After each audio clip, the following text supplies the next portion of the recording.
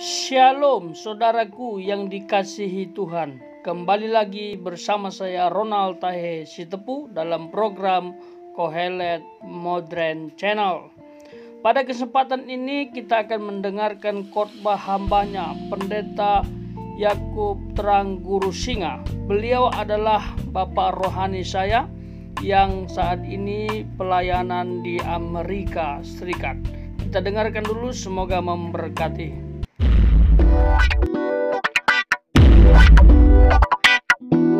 Ya, shalom saudaraku yang dikasihi dalam nama Tuhan Yesus Kristus. Pagi waktu Indonesia dan kami sebentar lagi menuju malam waktu Amerika, Atlanta. Saudaraku yang dikasihi Tuhan, pagi hari ini, pagi hari waktu Indonesia, saya ingin menyampaikan satu tema bagian firman Tuhan yang tema ini dan ayat ini sangat memberkati kehidupan saya secara pribadi. Terambil dari 1 Samuel ayat 1 sampai ayat yang kelima. Mohon maaf saya tidak bikin slide-nya, tapi hanya 5 ayat saja saya bacakan dan saudaraku boleh perhatikan bagian firman Tuhan. 1 Samuel pasal 1 ayat 1 sampai 5. Sekali lagi, kitab 1 Samuel ayat 1 sampai ayat yang kelima, saya bacakan bagi setiap kita. Lahirnya Samuel. Ada seorang laki-laki dari Ramataim Sovim, dari pegunungan Efraim, namanya Elkana bin Yeroham bin Elihu bin Tohu bin Zuf, seorang Efraim. Orang ini mempunyai 2 istri, yang seorang bernama Hana dan yang lain bernama Penina. Penina mempunyai anak, tetapi Hana tidak. Orang itu dari tahun ke tahun pergi meninggalkan kotanya untuk sujud menyembah dan mempersembahkan korban kepada Tuhan semesta alam di Silo. Di sana yang menjadi imam Tuhan ialah kedua anak Eli, Hofni dan Pinehas. Pada hari Elkana mempersembahkan korban, diberikannya kepada Penina istrinya dan kepada semua anaknya laki-laki dan perempuan masing-masing sebagian. Meskipun ia mengasihi Hana, ia memberikan kepada Hana hanya 1 bagian, sebab Tuhan telah menutup kandungannya. Tema renungan kita pada pagi hari ini berbicara tentang berharap kepada Tuhan. Saudaraku yang dikasihi Tuhan, ketika kita berharap kepada Tuhan, kita tahu iman kita kepada Tuhan, kita mempercayakan seluruh kehidupan kita kepada Tuhan, kalau segala sesuatu yang kita harapkan itu terjadi. Kalau ekonomi kita baik, kesehatan kita baik, keluarga kita baik, pelayanan kita baik, dan segala sesuatunya baik, saya pikir bukan perkara yang sulit untuk kita berharap kepada Tuhan tentunya. Nah, saudaraku yang dikasihi dalam nama Tuhan, tetapi dari bagian firman Tuhan yang kita baca hari ini, ada masalah yang serius terjadi terhadap kehidupan Hana, baik secara pribadi maupun ada masalah serius dalam rumah tangga Hana. Dan saudaraku yang dikasihi Tuhan, yang kedua saya melihat adalah bahwa saudara, ternyata orang yang dekat dengan Tuhan, orang yang menyembah Tuhan, orang yang setia kepada Tuhan, itu tidak luput dari masalah, itu tidak luput dari pergumulan, tidak luput dari beban hidup, dan Tuhan terus mengizinkan sesuatu terjadi untuk the next level berikutnya. Nah saudara, kita akan melihat ciri-ciri orang yang berharap kepada Tuhan seperti apa. Dan kita akan belajar namanya dari seorang wanita. Hari ini kita belajar dari iman seorang wanita yang bernama Hana, saudaraku yang dikasihi Tuhan.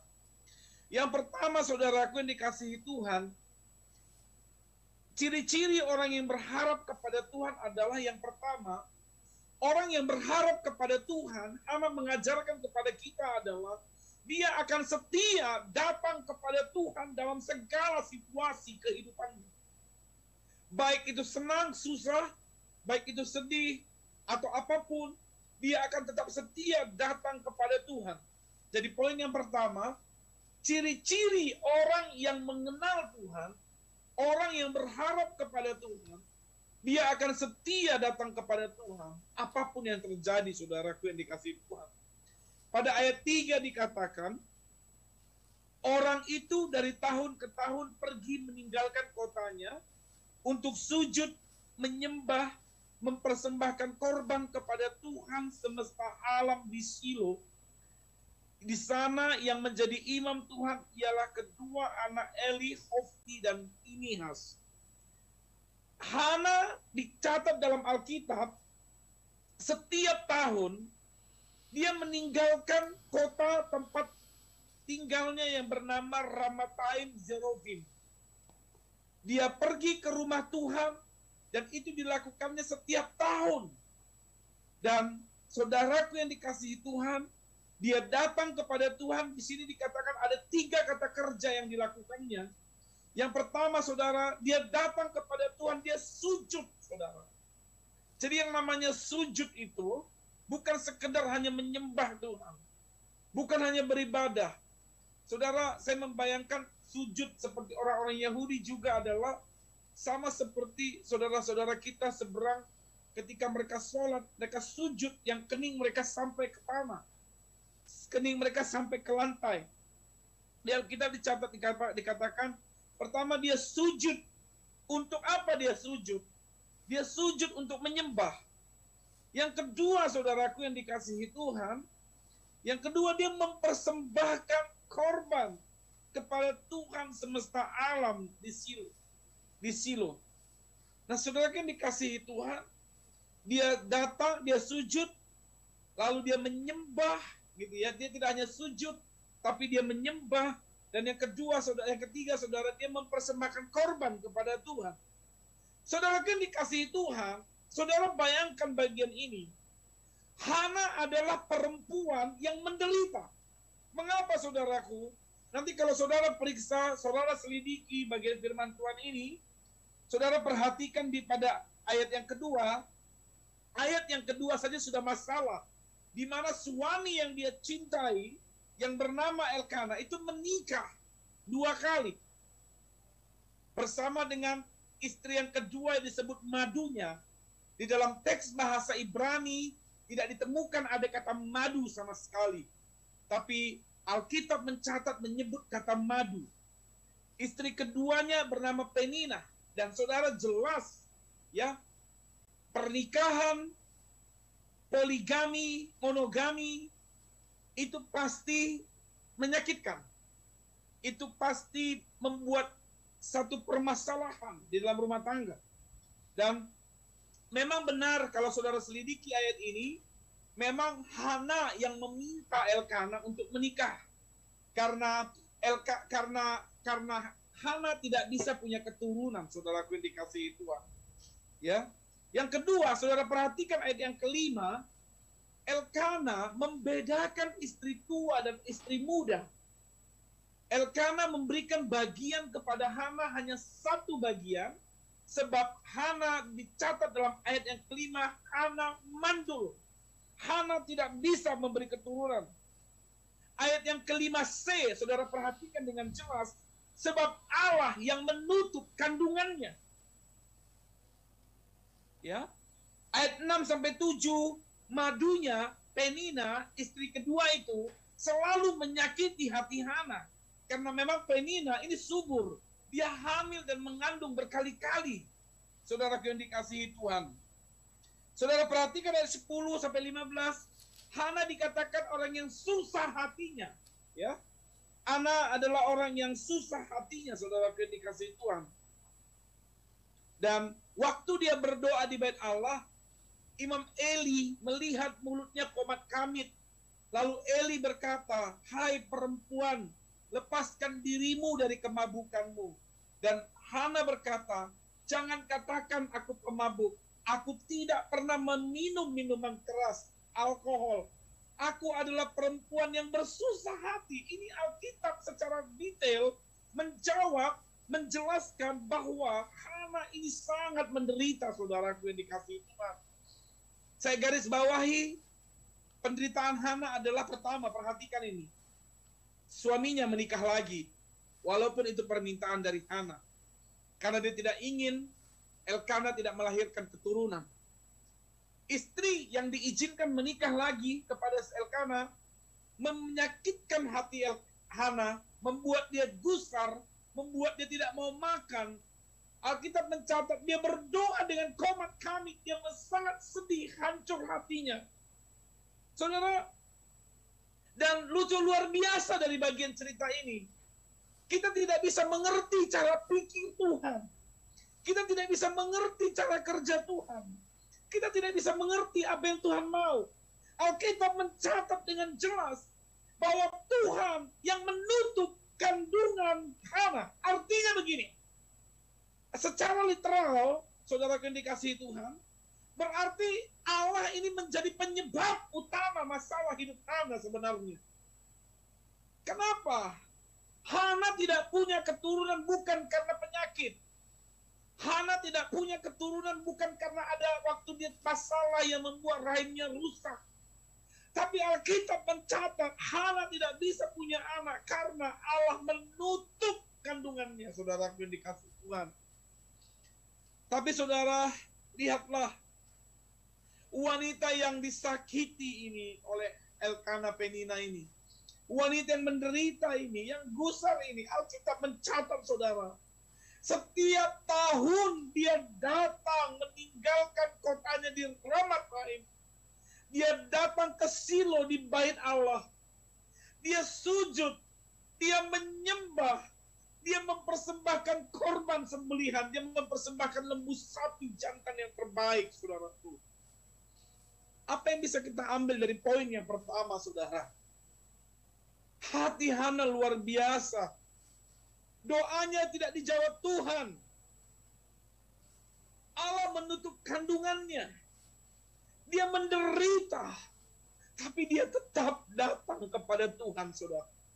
Ini bukti bahwa Hana mengenal siapa Tuhannya. Dia tahu siapa Tuhan yang dia sembah. Dia tahu siapa Tuhan yang dia layani. Dia tahu kepada siapa Tuhan yang dia membawa dan memberikan persembahan yang terbaik. Maka tema kita pada hari ini adalah berharap kepada Tuhan. Orang yang berharap kepada Tuhan, dia akan setia datang kepada Tuhan, sekalipun hidupnya dalam perkara yang sulit. Sekalipun Tuhan mengizinkan pergumulan dalam hidupnya. Dan saya mengingat Ayub, saudara. Hartanya habis, budaknya habis, ternaknya habis, ke-10 anaknya mati. Dan Daud berkata, saudaraku yang dikasihi Tuhan, Tuhan yang memberi, Tuhan yang mengambil, terpujilah nama Tuhan. Dengan telanjang aku datang, dan dengan telanjang juga aku akan kembali kepadanya. Saudara, saya baca ayat ini, saya renungkan ayat ini, saya gali ayat ini, saya eksposisi ayat ini, saudara. Saya mendapat kekuatan baru. Saya mendapat pengharapan baru. Dan saya berkata kepada Tuhan, terima kasih Tuhan, saya bisa belajar dari seorang perempuan arti sebuah pengharapan. Arti sebuah tindakan iman. Arti sebuah mencintai Tuhan. Saudara dengar baik-baik. Siapapun bisa mengasihi Tuhan, kalau ekonominya baik-baik saja. Siapapun bisa mengasihi Tuhan, kalau keluarganya baik-baik saja. Pekerjaannya baik, pendidikan anak-anaknya baik. Tapi bagaimana kalau semua yang saya katakan ini berbanding terbalik? Tidak sesuai dengan ekspektasi, tidak sesuai dengan harapan. Apakah bisa tetap setia kepada Tuhan? Apakah tetap bisa menggantungkan pengharapan kepada Tuhan? Saudara, hari ini kita belajar bagaimana menjadi orang Kristen yang berkenan bagi Tuhan. Ya, berkenan bagi Tuhan. Ciri-ciri orang yang berharap kepada Tuhan.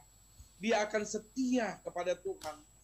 Saudara, banyak sekali hari-hari ini, saudara, orang-orang mundur dari pelayanan. Tidak lagi mau melayani Tuhan. Kenapa, Pak Pendeta? Pak Pendeta tanya, Pak Pendeta, saya tidak lagi mau melayani. Kenapa? Saya tersakit hati dengan ABCD. Saya tersinggung dengan ABCD. Dia tersinggung, tersandung dengan manusia. Tuhan, Pak Pendeta, saya tidak lagi mau melayani. Kenapa? Saya mau resign dulu. Saya mau istirahat dulu, Pak. Kenapa kamu melayani istirahat? Saya kecewa sama Tuhan, Pak.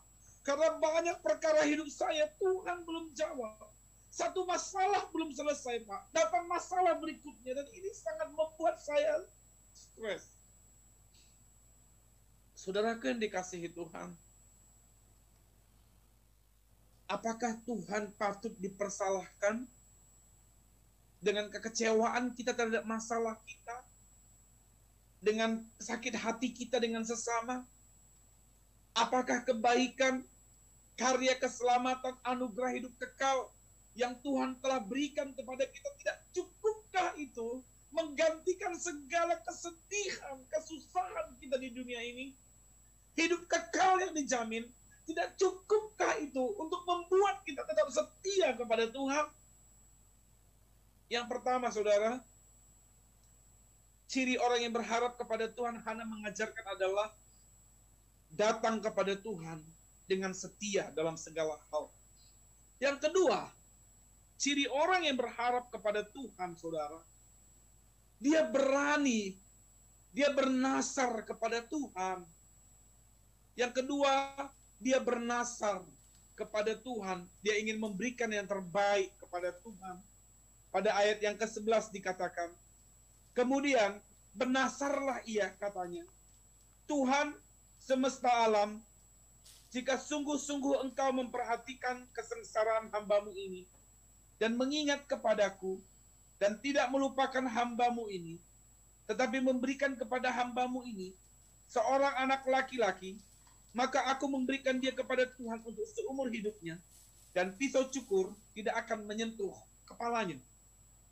Saudara bisa bayangkan, masalahnya dia mandul, Allah tutup kandungannya, dia bisa marah dong sama Tuhan, dia bisa protes dong sama Tuhan, dia bisa kecewa dong sama Tuhan, tapi dia bilang sama Tuhan begini, dia tidak hanya bawa lembu sapi, dia tidak hanya sujud menyembah kepada Tuhan, tapi dia mulai melakukan satu tindakan iman. Dia katakan begini, Tuhan, dalam doanya dia, kata Hana, kalau aku mengandung anak laki-laki, pisau cukur tidak akan menyentuh kepalanya, Tuhan. Aku akan persembahkan dia ke bait Allah.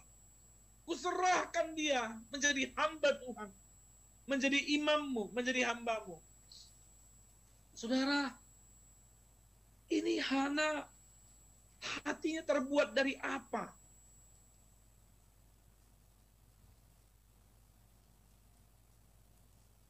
Justru dia mengambil satu langkah profetik, dia mengambil satu langkah iman, dia mulai berperkara kepada Tuhan.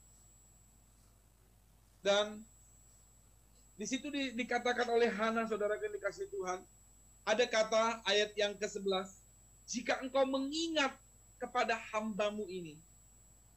Apa yang harus diingat dari hidup Hana? Yang harus diingat dari hidup Hana adalah kesetiaannya datang kepada Tuhan.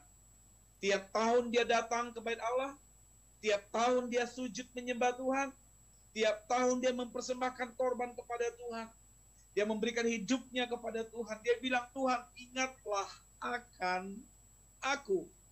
Saudara garis bawahi kata Tuhan, ingatlah akan aku. Ini sesuatu yang menarik, saudaraku yang dikasihi Tuhan. Ingatlah akan aku. Dan saudara, kita mengucap syukur kepada Tuhan. Ayat yang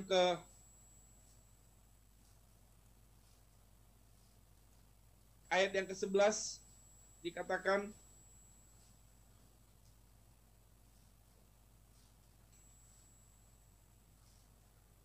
pada ayat yang ke-19. Keesokan harinya bangunlah mereka pagi-pagi dan sujud menyembah di hadapan Tuhan.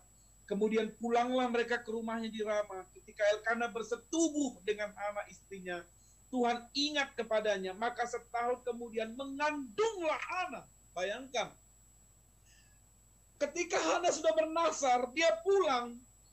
Lalu Hana dan Elkana melakukan hubungan suami istri. Allah ingat, Alkitab mencatat, Allah ingat kepada Hana. Dan setahun kemudian mengandunglah Hana sesuai dengan perkataan iman dari Nabi Eli. Yang dikatakan, pulanglah Hana, tahun depan kau akan mengandung, kau akan menggendong anak seperti yang kau harapkan. Dan Allah mengingat kepada Hana, saudaraku yang dikasihi Tuhan. Jadi saudara, ternyata ketika kita berjanji, ketika kita punya niat hati untuk memberikan yang terbaik kepada Tuhan, sekalipun itu belum dijawab Tuhan, tapi kalau itu lahir dari hati kita yang paling dalam, Allah melihat hati kita, Allah melihat kemurnian hati kita, Allah melihat kerinduan hati kita, dan Allah tersentuh hatinya untuk menjawab, untuk mengabulkan setiap pergumulan, setiap harapan-harapan saya dan saudara. Dan ini dibuktikan oleh Hana, saudaraku yang dikasihi Tuhan. Dan benar, pada ayat yang ke-20, Hana mengandung. Hana mengandung, saudara. Hana mengandung. Allah mengingat itu. Bukti orang yang berharap kepada Tuhan yang ketiga adalah, yang ketiga saudara, orang yang berharap kepada Tuhan dibukti apa? Dia menepati janjinya. Dia bukan hanya bernasar, tapi karena cintanya yang besar kepada Tuhan, dia menepati janji itu kepada Tuhan. Pada ayat 24-28, saudaraku yang dikasihi Tuhan, dikatakan, setelah perempuan itu menyapih anaknya, dibawanyalah dia dengan seekor lembu jantan dan tiga tahun, serta setepung eva dan buyung anggur, lalu ditakarnya ke dalam rumah Tuhan di Silo. Waktu itu masih kecil betul anak-anak itu. Setelah mereka menyembelih lembu, mereka mengantarkan kanak-kanak itu kepada Eli. Saudara, menarik sekali. Menepati nasarnya. Memberikan yang terbaik kepada Tuhan. Saudara perhatikan ini. Waktu Elkana, Hana bilang begini kepada suaminya Elkana. Elkana, aku janji sama Tuhan, kalau aku punya anak laki-laki akan kupersembahkan kepada Tuhan.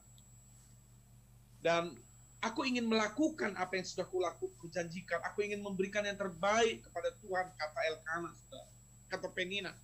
Kata Hana maksud saya, kata Hana. Tapi Hana bilang, kamu duluan pergi ke bait Allah ya. Setelah anak ini kusapih, baru aku serahkan dia kepada Tuhan. Saudara, apa arti sapi?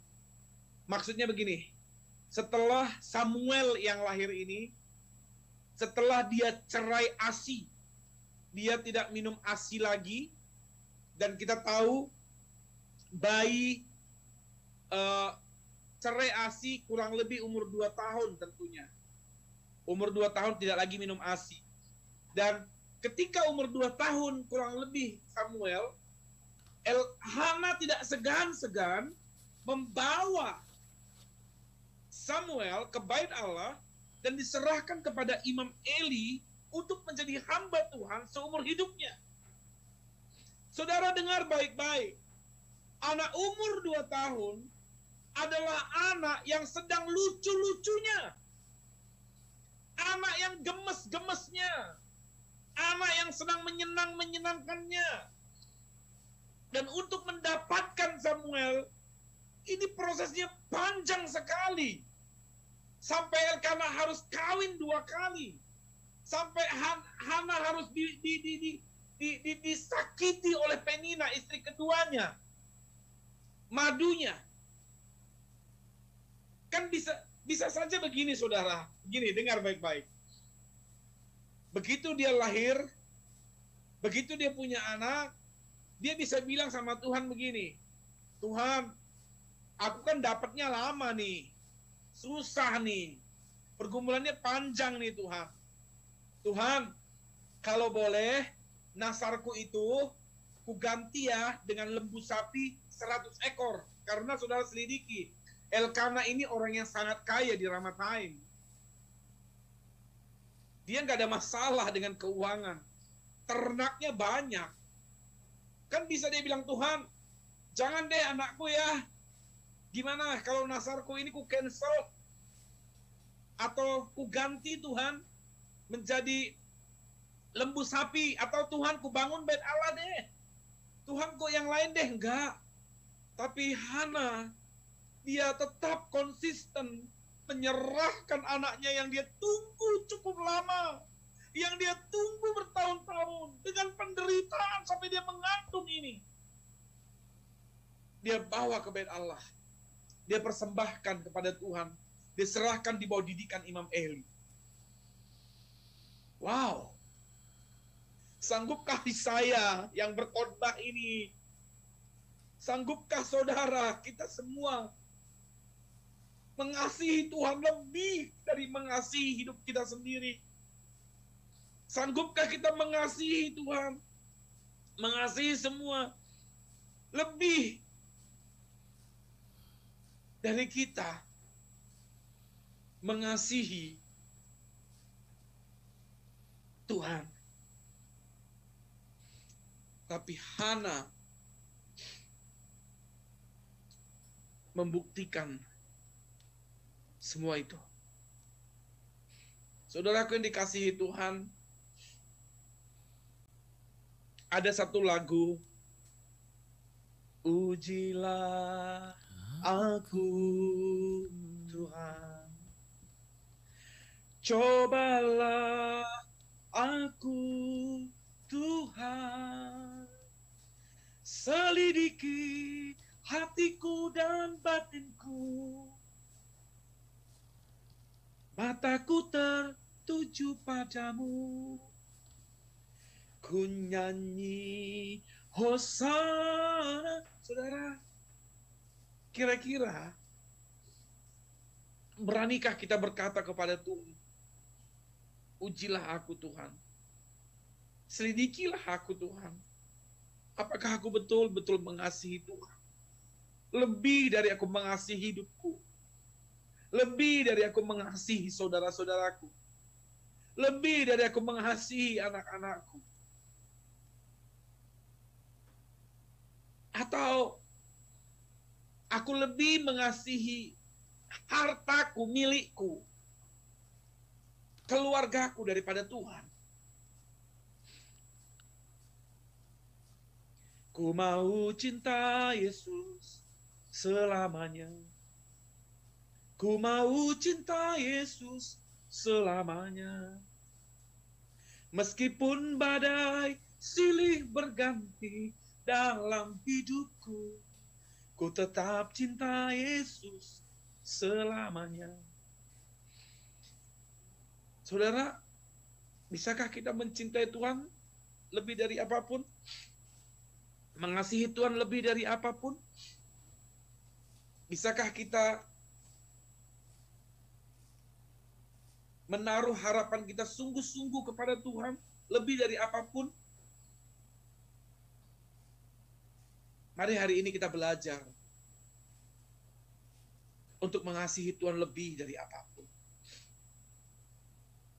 Menaruh harapan kita hanya kepada Tuhan. Dengan bukti kita akan konsisten datang kepada Tuhan. Senang susah, kaya miskin, sehat sakit, ada pergumulan atau tidak ada pergumulan, kita akan tetap datang kepada Tuhan dalam konsisten. Yang kedua, kita berani berkata, aku akan memberikan yang terbaik kepada Tuhan. Dalam konteks ini Nasar. Dan yang ketiga, kita harus berani menepati yang apa yang kita katakan, memberikan yang terbaik yang kita punya, yang sangat kita cintai, kita serahkan kepada Tuhan. Beranikah kita? Dan saudaraku yang dikasihi Tuhan, saya sekarang mengerti mengapa Tuhan mengizinkan Hana mandul. Saya mengerti kenapa Tuhan menutup kandungannya Hana, saudara. Tapi akhirnya Allah membuka kandungan itu dan membuat dia mengandung. Ternyata ini adalah proses Allah terhadap Hana. Ini proses Allah terhadap Elkana. Mempersiapkan hati Hana, mempersiapkan hati Elkana untuk menyerahkan akhirnya Samuel ini anaknya dipersiapkan menjadi pemimpin atas Israel. Pengganti Eli. Bukan Hofni dan Pinehas, tapi Samuel yang menggantikannya. Jadi terakhir saudara, ternyata masalah, pergumulan, beban hidup yang saya dan saudara hadapi, gini, masalah jangan dicari ya, masalah jangan dicari. Tapi kalau masalah datang, hadapilah bersama dengan Tuhan. Saudara, ketika diizinkan ada masalah, kalau itu karena dosa kita, koreksi diri, bertobat. Tapi kalau memang ada masalah yang diizinkan Tuhan, dan kita merasa kita menguji semuanya baik-baik saja itu terjadi, saudara percayalah, masalah yang saya dan saudara hadapi sekarang, ini akan membawa kita naik kelas, the next level berikutnya. Akan membawa kita naik kelas, saudara. Akan membawa kita naik kelas. Jadi saudara, jangan marah dengan masalah. Jangan marah sama Tuhan. Karena ini akan membuktikan Allah tidak pernah meninggalkan kita. Dan di balik masalah ada berkat. Di balik hujan yang lebat ada pelangi sehabis hujan, saudara. Kita tidak bisa menghentikan badai. Kita tidak bisa menghentikan hujan. Tapi kita akan menari di atas hujan. Kita akan menari di atas gelombang laut bersama dengan Tuhan. Dan Samuel buktinya. Mungkin kalau tadi kalau Penina hamil saja tidak masalah, langsung hamil tidak ada masalah kandungan, belum tentu dia akan bernasar, kan? Nah, ini cara Tuhan. Dan saudara perhatikan di Samuel pasal 2.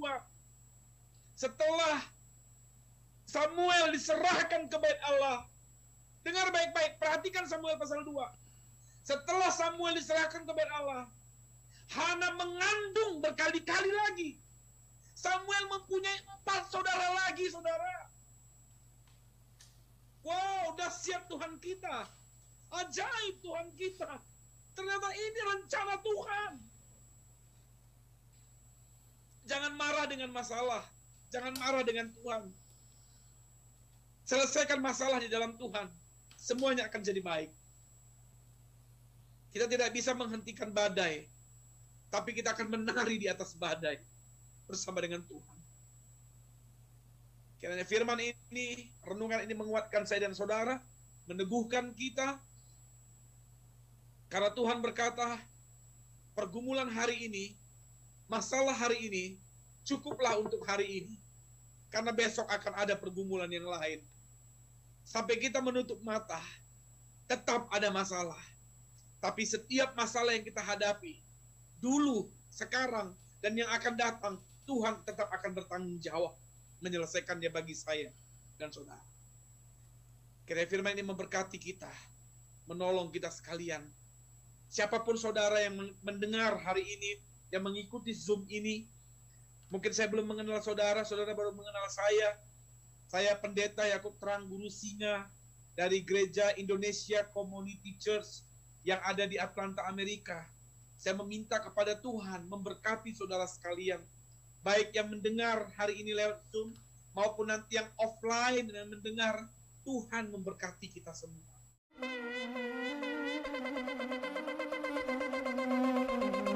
Joy to the world, the Lord is come. Let earth